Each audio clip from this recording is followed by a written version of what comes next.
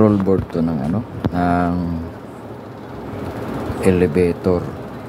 To ang kinokontrol nito ay close open ng pinto ng elevator. Ang nangyayari dito ay sinusunog niya yung motor ng elevator sa yung nagda-drive ng pinto, kasi pag once nagbukas o di kaya nagsarado, dumidiretso na yon, wala nang, hindi tumitigil yung motor kahit nakasara na yung pinto o nakabukas na yung pinto.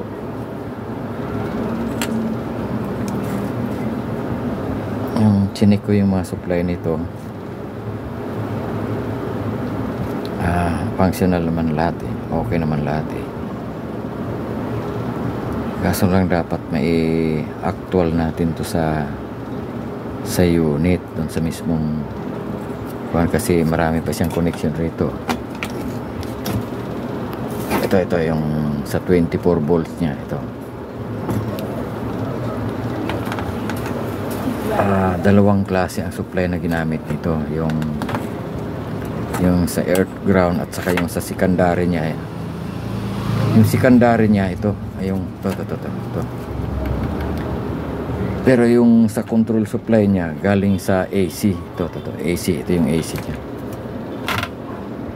Tapos meron siyang IPM rito. Yun yung ano nung speed o forward reverse ng isang motor. Tapos ito yung control niya. Okay, kung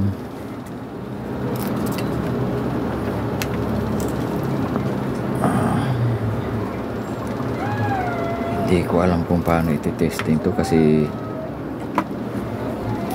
ito lang yung dinala eh. Pero nung pinlog in ko naman,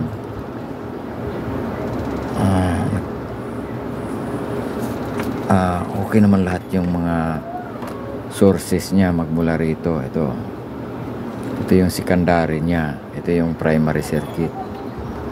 Napasama yung control doon sa primary circuit.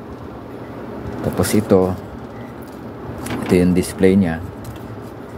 Itong mga linya na ito,